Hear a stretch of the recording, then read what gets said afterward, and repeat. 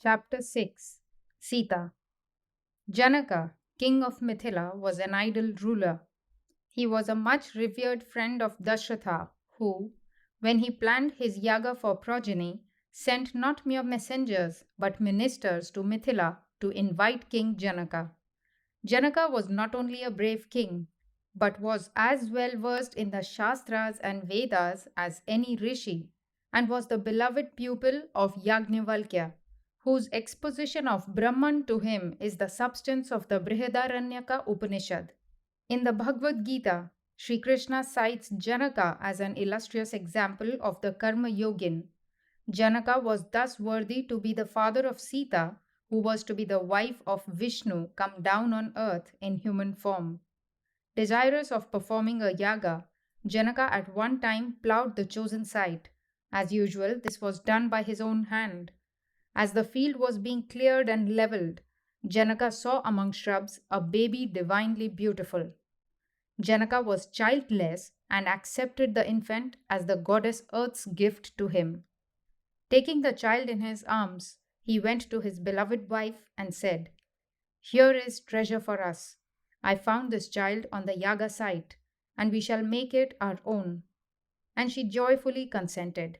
The beauty of the goddess Earth mortal eyes cannot see in its fullness, but we get glimpses of it as we gaze with grateful hearts on the emerald green or golden ripeness of springtide or autumn fields, or with awe and adoration on the glories of mountain and valley, rivers and ocean. This loveliness was Sita in its entirety. Kamban would have it that Sita's beauty threw into the shade Lakshmi herself, who came up with nectar as the ocean of milk was being churned. This child of divine beauty was brought up by King Janaka and his dear queen. When Sita reached the age of marriage, Janaka was sad that he would have to part with her. Though he tried hard, he was for long unable to choose a prince worthy of Sita. Many kings came to Mithila, seeking Sita's hand, but in Janaka's view, none of them was good enough. The king anxiously thought over the matter and came to a decision. Long ago, pleased with a yaga performed by Janaka, Varma presented to him Rudra's bow and two quivers. That was an ancient heavenly bow which no ordinary man could even move.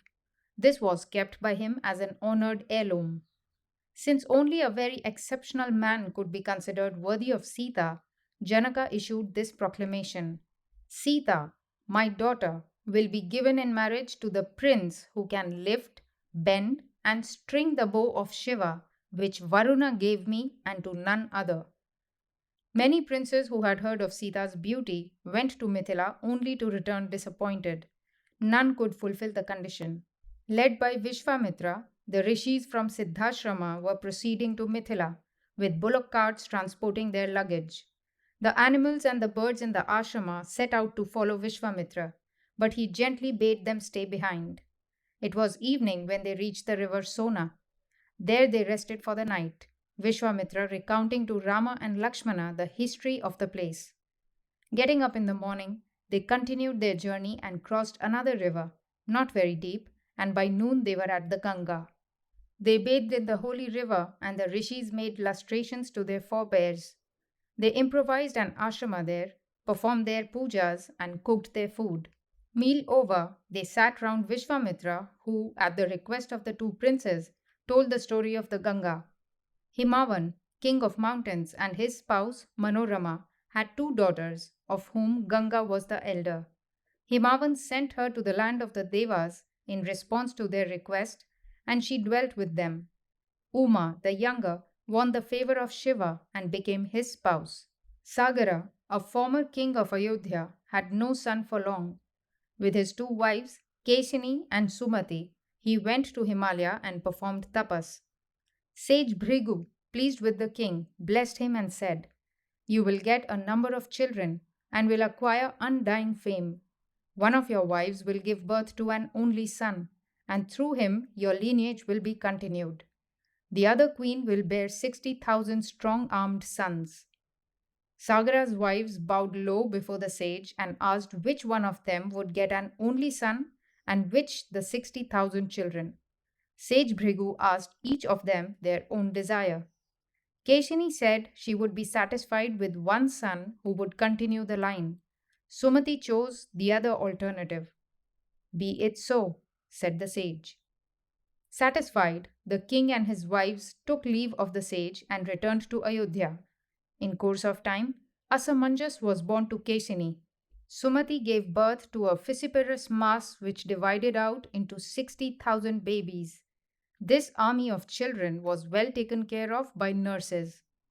Years rolled by, and while the 60,000 grew into strong, handsome princes, Asamanjas turned out to be a cruel lunatic.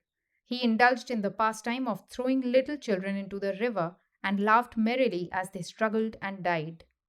Naturally, people hated this maniac and banished him from the country.